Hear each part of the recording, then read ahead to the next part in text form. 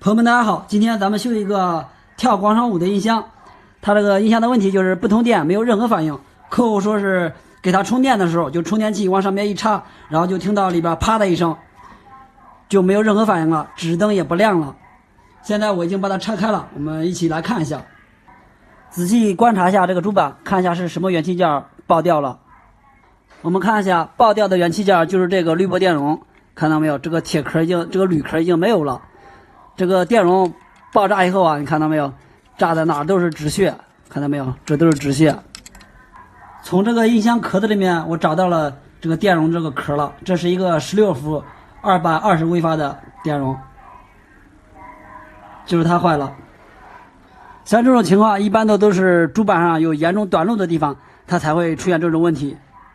我们看一下音箱，它输入电源是一个9伏的，像这种一般9伏的电压，它一般不会爆电容的。我们看一下这个9伏的这个电源进来以后，在这儿经过一个保护电阻，然后又经过一个电容，到这儿以后是再经过4个二极管。我们测量一下，看4个二极管有没有短路，就已经短路击穿了。这个也一样。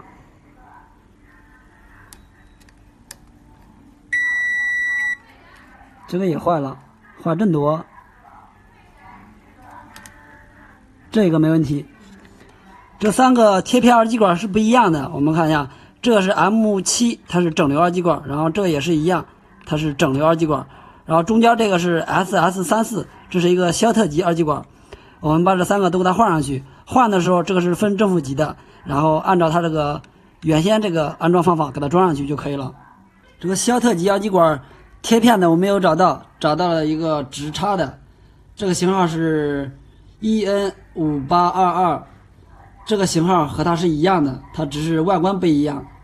现在我把这3个二极管都换上去了，然后还有这个电容也换上去了。现在我们给它通上电来试一下，应该就没问题了。开机看一下，看能不能开机。没问题啊，可以开机。这个指灯已经亮了，我们看一下，放歌曲看能放不。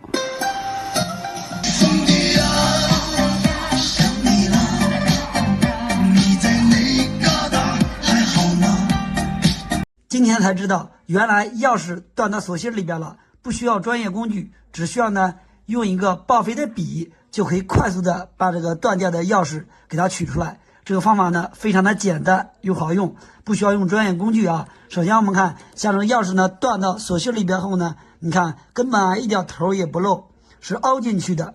这个时候呢，如果想要用个针啊，或者是用个剪刀或者镊子把它给弄出来的时候呢，你看根本也夹不住，往外拨也拨不出来，非常的费力。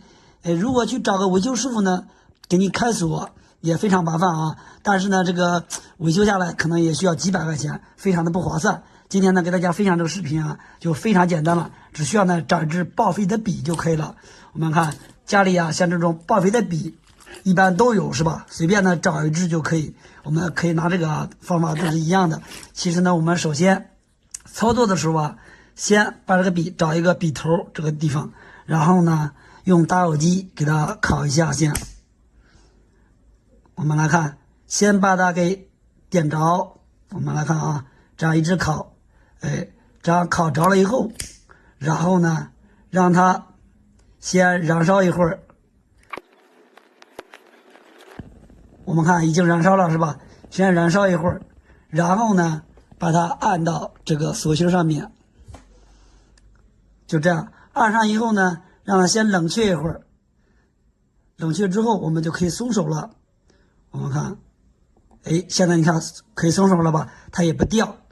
用这个方法的原理呢，就是啊，看一下这个断掉的钥匙这边啊，你看这个钥匙断掉这个截面这边呢，它是凹凸不平的，你看是不平的。然后呢，通过打火机把这个笔啊给它烤一下，烤融化了以后呢，它就可以粘到这个钥匙它这个坏掉这个截面这边了。然后呢，等它完全冷却了以后，我们看完全冷却后，我们一拔就可以把这个断掉的钥匙给它拔下来。我们来看，已经冷却了，我们往外迅速的拔出来，你看怎么样呢？现在就可以拔下来了，是不是非常的容易？是不是？你看，而且它粘的也非常的牢固，怎么样呢？这个就是快速取下来断掉钥匙的一个非常好用的方法啊！无论是这种抽屉的锁，还是家里的门锁，还是挂锁，都可以用这方法快速的，取下来里边断掉的钥匙啊！这方法非常的实用。今天咱们修一台电压力锅，客户说这个电压力锅呢是做不熟饭，做的饭比较夹生。然后他说这个运行一切都正常，就是做饭做的不熟。现在呢，我们先把它来检查一下，先看一下。像这种电压力锅呢，就是控制面板正常，就是做不熟饭这种情况呢，一般呢是和锅内部发热盘中间这个磁缸是有关系的。这个磁缸呢也是一个温度传感器，它是可以检测到锅胆里边的温度的。如果它有问题之后，就会出现这个饭做不熟。像这种情况呢，我们先不要着急更换这个磁缸的这个温控传感器，我们呢先看一下这个外观。我们看这个底部呢，它是非常的脏，然后是吧？看一下它内部很脏的，影响它加热的情况，其实呢还有另外一种，就是这个发热盘。发热盘上面你看一下特别脏，它脏了以后呢，就会变得不太平整，然后它就不能很好的和锅胆底部不能更好的贴合在一起，所以说它这个热量不能完全的来传递到这个锅的内部去，也会出现加热就是不正常，所以就会做不熟饭。像这种情况呢，我们主要就先不换任何配件，我们呢先给这个中间这个磁缸我们先给它清理一下。这个磁缸它也是可以检测温度的，因为这上面糊了一层东西它就检测温度检测没有这么准确了。我们都给它刮一下，给它刮干净。把这儿刮干净之后呢，然后呢我们还需要就把这个发热盘一样也给它刮一下，刮干净。像电饭锅这种情况也不一定都是这个配件坏了，有很多情况呢不需要换件，只要呢我们给它清理一下，就可以修好这个锅。把这些都刮一下，刮干净之后呢，然后呢我们还需要再看一下这个锅的内胆我们看一下锅内胆这个底部，我们看一下这背面这厚厚的一层其实也都是污渍，这也会影响这个它内部的温度的。所以说我们需要也是一样，都把这个给它刮一下，刮干净。只要把它都刮干净之后包括这些还有这些刮干净之后，一般呢这个锅都是可以修好的。看一下这一层还是非常的厚，刮完之后就可以了。今天视频感谢大家观看，我们下期再见。手机屏幕摔坏了，自己能不能更换？我认为只要导弹心细，动手能力强，一般都是没问题的。今天客户送过来一台手机，他说这个手机呢掉到地上以后，这个角呢就摔烂了，然后呢触摸就没有任何反应了。现在咱们给他更换一个屏幕，后盖呢是个玻璃的盖，然后看一下他摔的因为非常的严重，这个角这后壳也摔烂了，前面屏幕也是从这个位置摔坏的。像这款手机拆的时候就不需要先拿出卡槽，然后呢这个拆的方法呢下边也没有螺丝，拆的时候需要把这个后边这个后盖从这儿给它拆开，需要用吹风机给它周围加一下热，然后呢就可以用刀片把它给拆下来了。把这后壳撬开以后这个玻璃也就报废了，到最后还得给它换一个玻璃后壳。烤完以后这个胶它就软化了，就非常容易好拆。现在的物价比啥时都贵，一起的房贷让我心力交瘁。拆开后盖以后，首先第一步先把这个电池我们给它断电，先把电池这个扣板给它拆开。断完电以后，然后呢把这个后盖上面指纹排线给它先也是一样，先给它拆下来。然后看一下手机的屏幕排线是在这个位置，所以呢先把这一块给它都拆开。用双手去创造奇迹，不要再提起1000多牛皮。然后把屏幕这个排线给它抠开。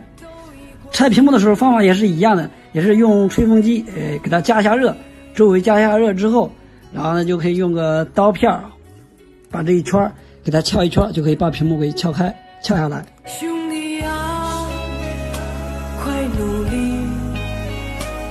前的人总被看不起。这样屏幕就掉了。安装屏幕之前，先把周围这一圈这个胶给它清理一下。他不帮你又能咋地？然后把这个新屏幕给它装上去，就先这样测试一下，看一下它能不能用，能不能正常。如果这个屏幕没问题的情况下，再往上面打胶安装，把电池给它扣上，扣好以后，咱就开机，先测试再安装。OK， 已经开机了。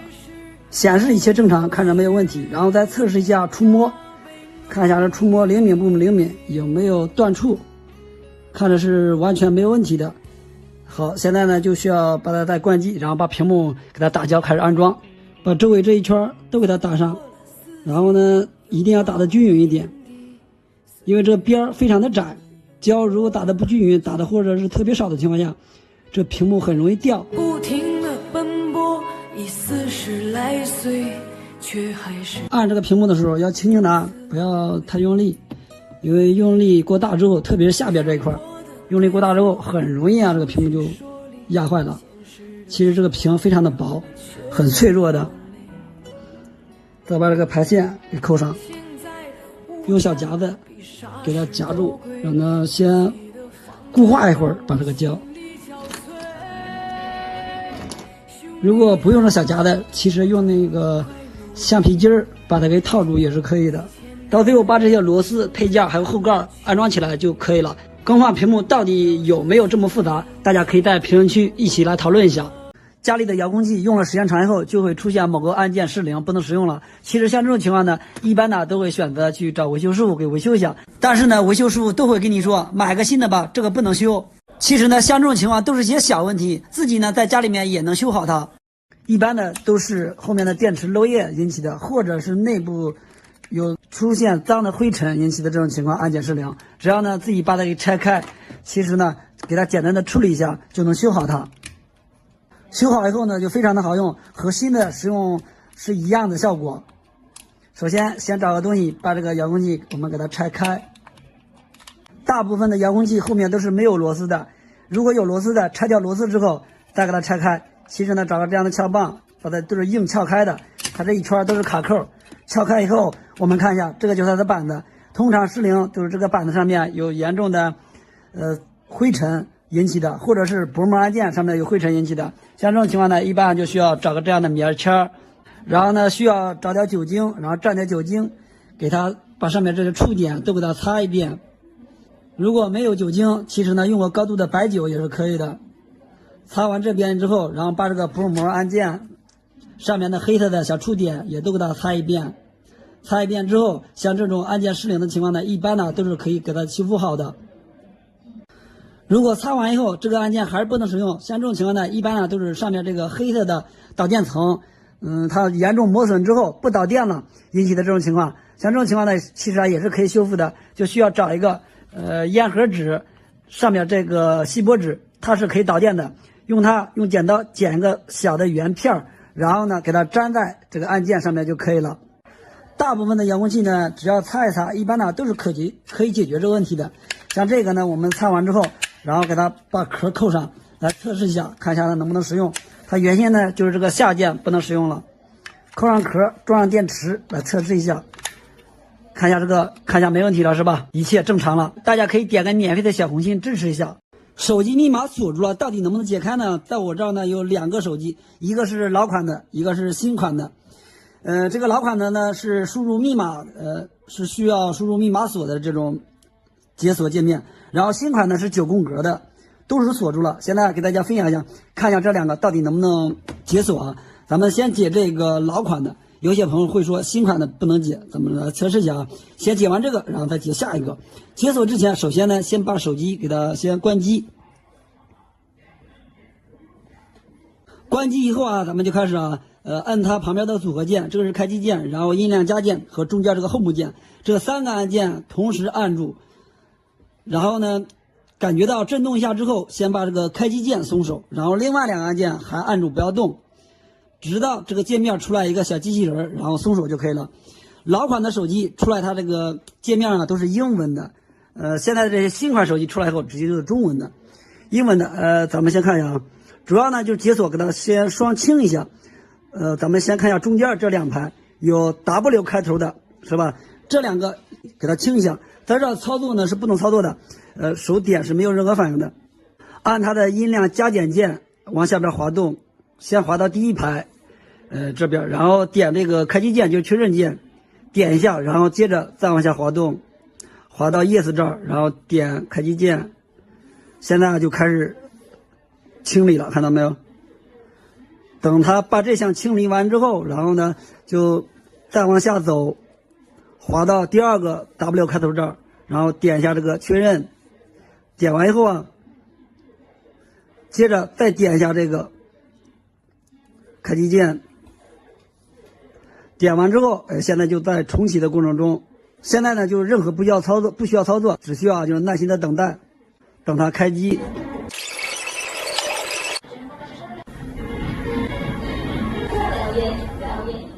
OK， 现在已经开机了，然后呢，把这个向导都点一遍，该跳过的跳过。等会儿咱们再看一下还有没有密码。OK， 现在呢已经进到主页面了，咱们把它黑下屏，然后再试下，看有没有密码，完全没有了是吧？锁呢已经解除了。接下来呢，咱们再测试一下这款新款，看一下它用这个方法能不能使用。在解锁之前呢，首先也是一样，给它先关机，长按关机键，先关机。然后呢，这个需要点住上面的音量加键和这个开机键，这2个键按住不要动，同时按下去。听到震动一下之后，然后把这开机键松开，上面这个音量加键还要接着再按住，不要松手。看一下这个手机它的变化。到这以后出来这个界面之后，主菜单界面就可以松手了。松手以后呢，也是靠这个音量加减键往下面滑动。咱们滑到中间这儿，清除数据。到这儿呢，点一下这开机键，开机键呢就是确认键，点一下确认。到这儿呢，还是接着再点一下确认，清除所有，然后选择确认。OK， 现在呢就是正在清除数据之中。清理完之后，这个密码就没有了。然后呢，返回主菜单，重启手机，立即重启。好，现在就需要耐心的等待。这个时候呢，也不需要任何的操作了。第一次开机的时候，它的时间有稍微慢一点，要耐心等待。好，开机以后啊，这个手机呢就相当于一部新手机了。然后把这些设置向导呢都给它跳过。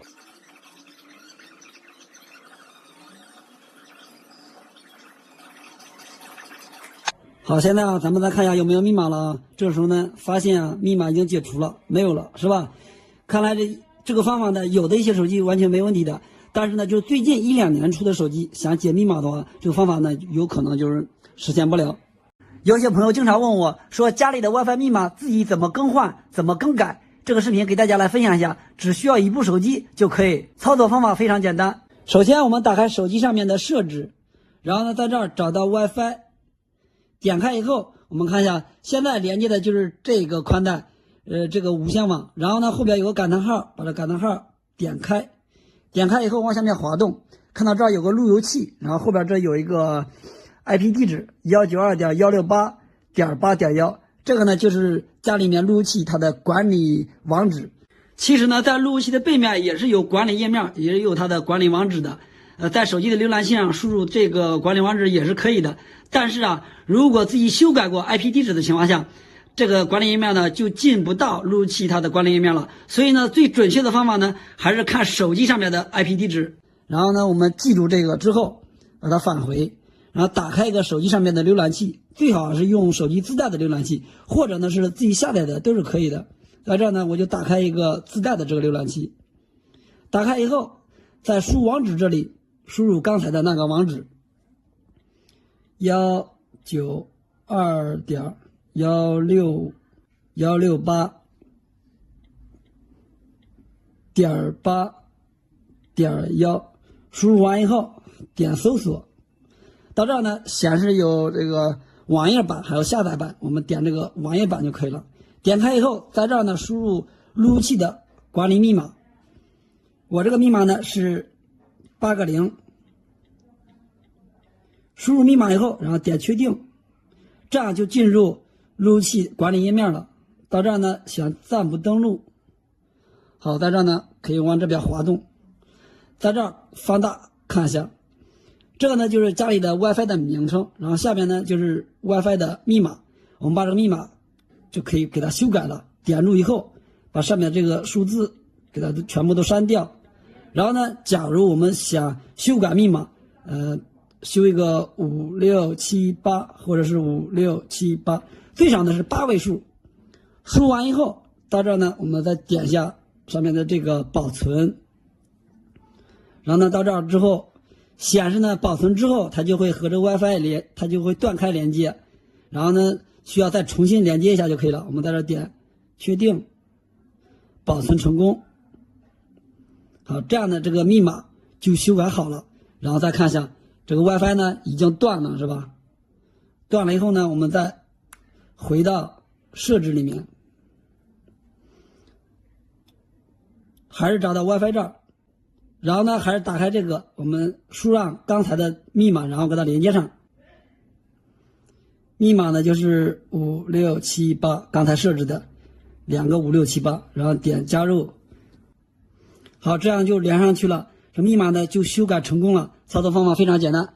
今天才知道原来活口把手还有3个隐藏的功能，每一个功能都非常实用。首先呢，第一个就是活口这个地方，然后第二个呢就是把手这边这个圆孔的位置，第三个呢就是开口这个地方。我们只知道用它来拧螺丝，其实开口的地方还有个最重要的功能，在生活当中呢都非常的实用。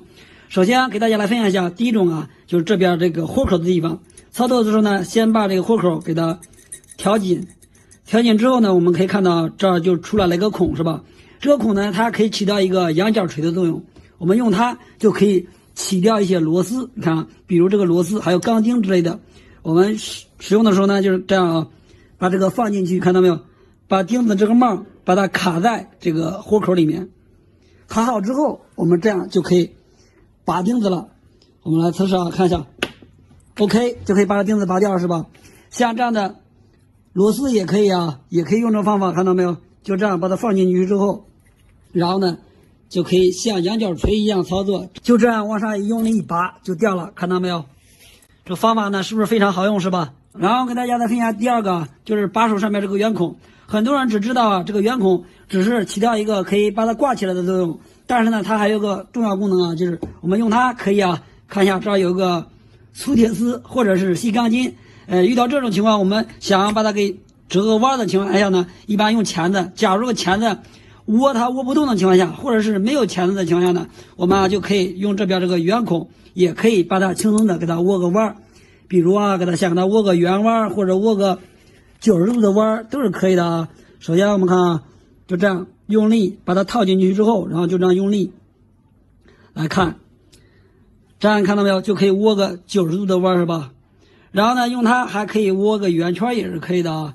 然后也是一样啊，把它放进去之后呢，就这样一点一点的握，握一点之后，然后再挪动，把它握一个圆弯也可以。看到没有？这个呢就是这个圆孔它的第二个妙用。然后呢，这个圆孔啊还有另外一个特殊功能啊，给大家也一下子分享一下。首先呢，就是这个内溜角啊，当我们拧这个螺丝的时候，把它放进去以后，因为这儿比较短，是吧？我们如果直接这样拆的话，用不上力，这个螺丝拧的比较紧，用不上力，不容易拆下来。这时候呢，我们也可以用这个圆孔啊，就这样把它，就这样啊，放进去以后，我们来看，就这样就可以加大它的扭矩啊，看到没有？这样呢就可以把这个螺丝给它拆来了。当我们想把这个螺丝拧紧的时候呢，也可以用这个圆孔啊，这样呢就可以把这个螺丝啊拧得非常的紧。它的第三个特殊功能呢，就是假如我们在家里干活的时候呢，如果遇到这种厚的铁板或者钢板的时候呢，想要把它握弯的时候啊，如果想用钳子这样握的情况下呢，因为啊这个铁板比较厚，夹住以后呢，当我们握的时候啊，根本夹不紧，这个钳子这个嘴儿就会张开。这个时候呢，我们就可以用到活手钳子上面这个位置了。然后呢，这样夹住之后，把它调紧，然后呢就这样用力往下按，看一下是非常的吃力啊。就这个硬度，如果想用钳子把它给握下去的情况下，是根本不可能的。大家如果还知道其他的使用方法，说出来，我们一起来学习一下。朋友们，大家好，今天修一台电磁炉，客户说是不能正常加热，我们开机试一下。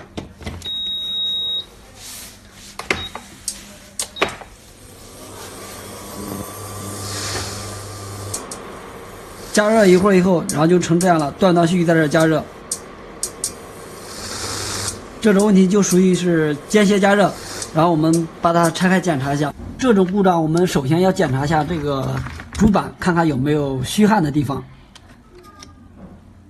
没有虚焊的，如果没有虚焊的情况下，我们再仔细看一下这个主板，我们会发现这儿有一个可调电阻。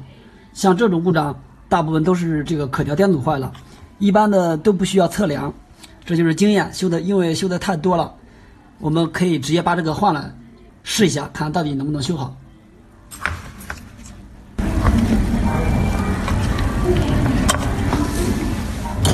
拆下来这个旧的是型号是501，这是一个500欧的，然后我们找个同型号的给它换上。如果没有这种可调电阻的话，也可以用个300欧的电阻代替它。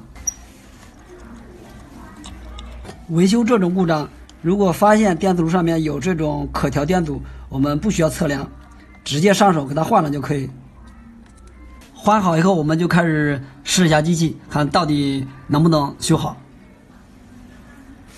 这个炉盘中间这个是温度传感器，这个上面的硅胶已经没有了，这个必须得抹硅胶。如果没有的话，需要抹上。不抹的情况下，它会出现测温检测不到位。它也会报错的，不能正常加热。然后我们再开机试一下。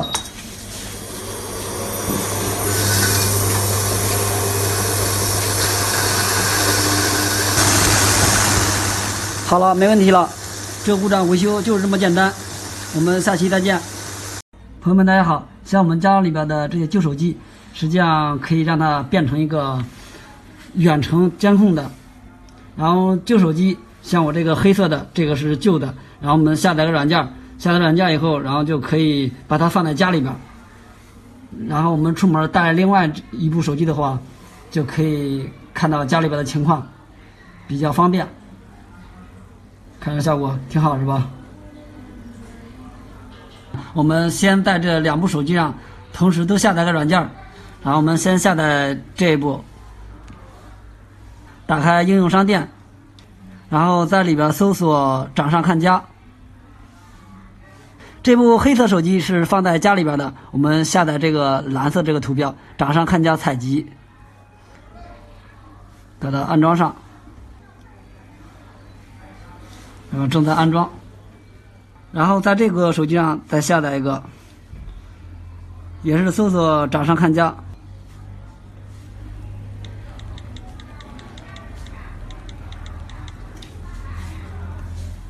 我们下载掌上看家这个红色图标，这个安装。我们先打开这个采集端这个软件，打开以后在这儿点下同意。然后点下生成二维码，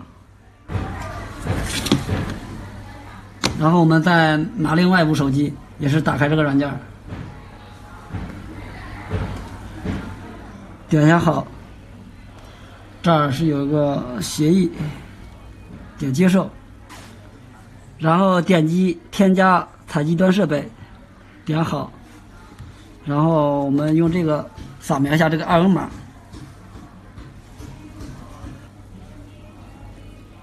添加摄像头成功，然后我们打开摄像头看一下，